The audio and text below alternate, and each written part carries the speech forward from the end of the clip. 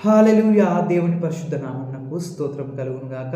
దానియేలు గ్రంథము 10వ అధ్యాయము 18వ వచనంలో మనం చూసినట్టయితే, నీవు బహుప్రియుడవు, భయపడకుము, నీకు శుభము కలుగును గాక అని చెప్పి వ్రాయబడి ఉందండి. ఆమేన్. హల్లెలూయా. ఇక్కడ మనం చూసినట్టయితే దేవుడు దానియేలును ఎంతో గౌరవపూర్వకంగా మాట్లాడినట్టుగా మనం చూస్తున్నాం.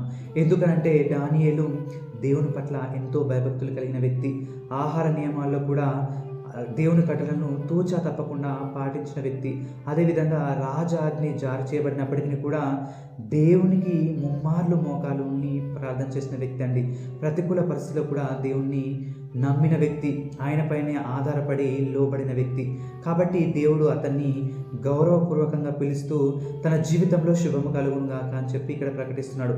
కాబట్టి ఎవరైతే దేవుని యందు భయభక్తులు కలిగి ఆయన ఆజ్ఞలు కట్టడలను పాటించే వారిగా ఉంటారో, ఆయనకు అనునిత్యము ప్రార్థన చేసే వారిగా ఉంటారో, వారంటే దేవునికి ఎంతో ఇష్టలండి.